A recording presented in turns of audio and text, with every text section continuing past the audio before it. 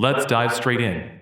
Water Slide, August 7, 2016. Kansas City, Kansas. At Schlitterbahn Water Park, 10-year-old Caleb Schwab boarded Firecat, the world's tallest water slide at 168 feet. Riders sat in three-person rafts, strapped by simple Velcro seatbelts. The ride had been plagued with complaints since opening, with reports of rafts going airborne on test runs. 12:30 p.m. Caleb rode with two women. As the raft shot down the massive drop, it went airborne over the second hill. It struck the netting and support hoops designed to keep rafts contained. Caleb was decapitated instantly. The two women suffered broken jaws and severe injuries. Witnesses were horrified. Riders waiting in line screamed as emergency crews rushed in. The ride was shut down immediately. Investigations revealed poor design, lack of safety standards, and ignored warnings. The Schwab family received a $20 million settlement. Criminal charges were filed against park executives and designers. The Firecat slide was closed, later dismantled and demolished. Caleb's death marked the end of Schlitterbahn's reputation. Once advertised as a record-breaking thrill, Firecat became a symbol of dangerous engineering and greed. Cyclone roller coaster, May 26, 1985. New York City. The Cyclone, an 85-year-old wooden roller coaster at Coney Island, carried a full train of riders. Among them was a 29-year-old man. 1:30 p.m. Ignoring the ride rules, he stood up mid-ride. His head struck a crossbeam. He was killed instantly. The train finished its course with his body slumped inside. August 23, 1988. Another tragedy followed. A 26-year-old maintenance worker sat on the coaster track during lunch. He was struck by a train traveling at 30 miles per hour and thrown 30 feet. He died instantly in front of coworkers. The Cyclone was briefly shut down for inspections. Both incidents were blamed on human error. Still, the death stained the legacy of one of America's most iconic rides. The Cyclone remains in operation today, a national landmark carrying a hidden dark history. Big Dipper crash, July 24, 1930. Omaha, Nebraska. Crew Park was a popular amusement park in the early 20th century. Its star attraction was the Big Dipper, a wooden roller coaster. 9:30 p.m. The coaster carried 4 cars filled with passengers. Suddenly, a bolt on the lead car's brake assembly snapped. The car derailed, pulling the others with it. The cars plunged 35 feet, smashing onto the wooden framework below. Riders were thrown violently. 4 people were killed instantly. 17 more were injured, many with broken bones and head wounds. Witnesses described screams and chaos as bystanders rushed to help. Ambulances carried survivors to local hospitals. The disaster horrified Omaha. Within weeks, the city council banned roller coasters entirely. Crew Park never recovered. Attendance plummeted, and the park shut down for good in 1940. The Big Dipper crash remains one of the earliest and deadliest amusement park accidents in U.S. history, remembered as the day Omaha outlawed thrill rides. Tour Eiffel, February 24, 2012. Sao Paulo, Brazil. 14-year-old Gabriela Yukari Nakamura visited Hopi Hari, one of Brazil's largest amusement parks. She boarded Tour Eiffel, a drop tower standing nearly 200 feet. 11:30 a.m. Gabriela sat in a seat that had been closed for years due to faulty restraints. Maintenance mistakes reopened it. As the gondola rose, her restraint failed. At about 66 feet, Gabriela was thrown from her seat. She struck the platform below. She was killed instantly in front of shocked riders and her family. The ride shut down immediately. Investigations revealed gross negligence. Several employees were indicted and convicted of manslaughter. Hopi Hari faced lawsuits and a massive public backlash. Attendance dropped sharply. Gabriela's death remains one of the most infamous amusement park tragedies in South America. Haunted Mine Drop, September 5, 2021. Glenwood Springs, Colorado. 6-year-old Wangela Stefanos visited Glenwood Caverns Adventure Park with her family.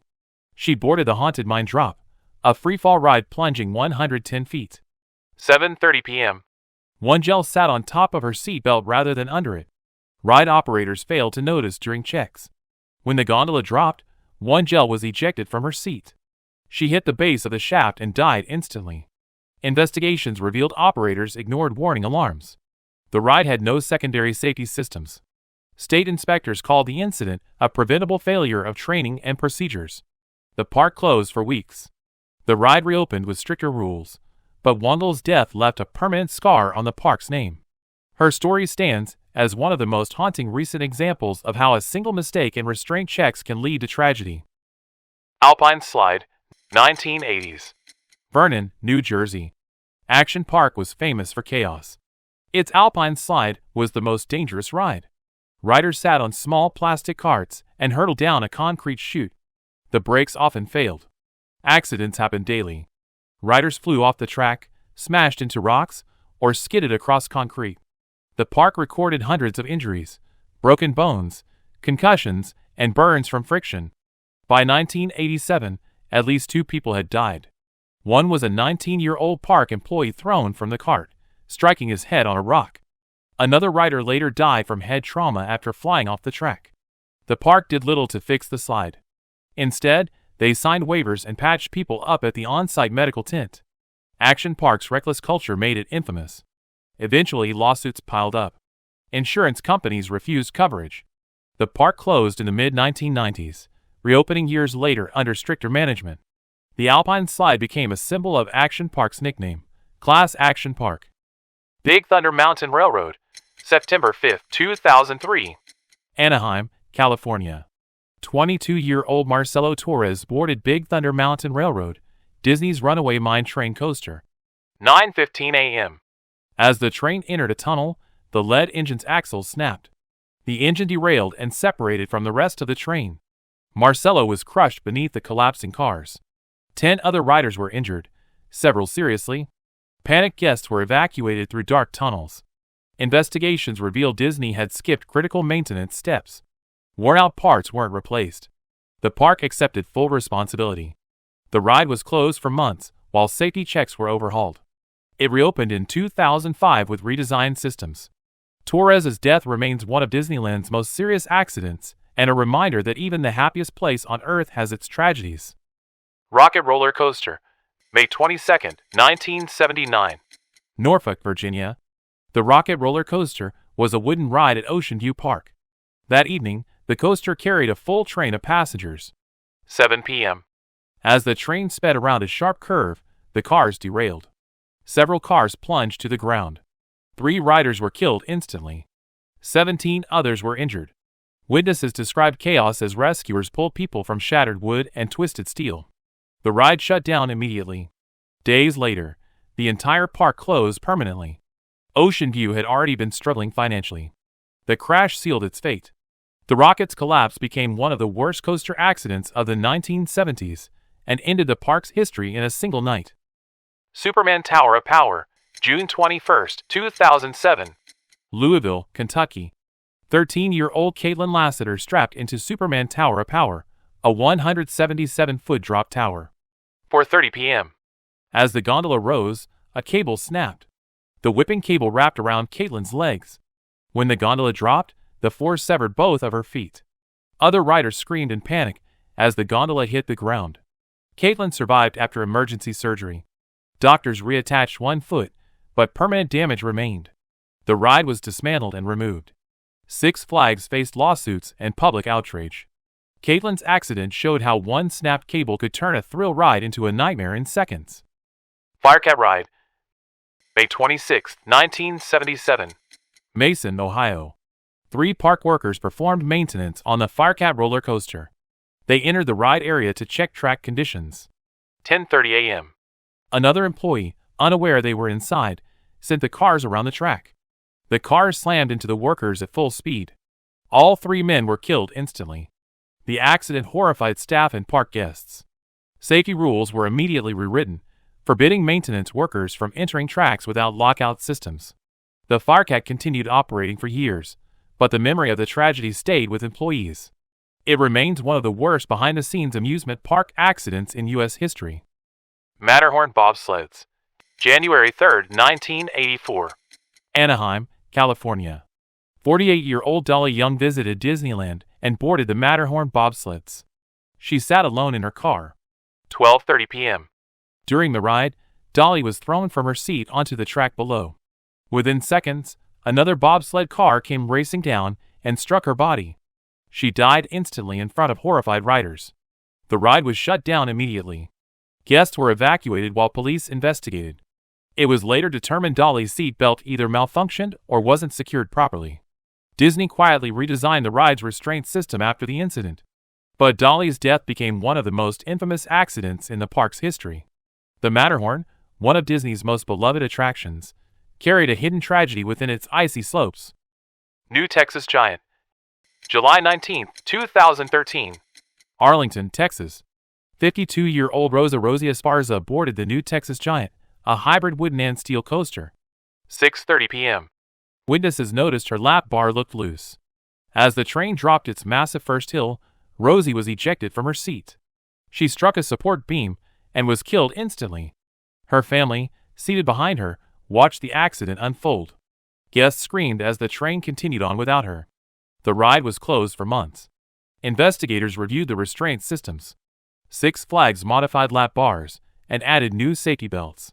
Rosie's death is remembered as one of the most shocking amusement park accidents in Texas history, showing how one faulty restraint can turn excitement into horror. Ride of Steel.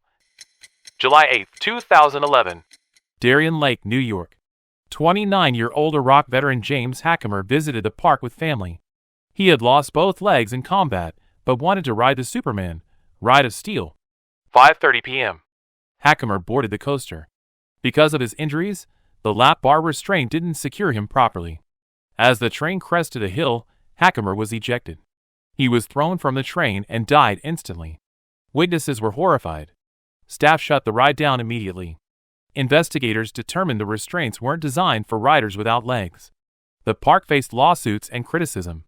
Policies were changed to prevent disabled guests from riding unsafe attractions.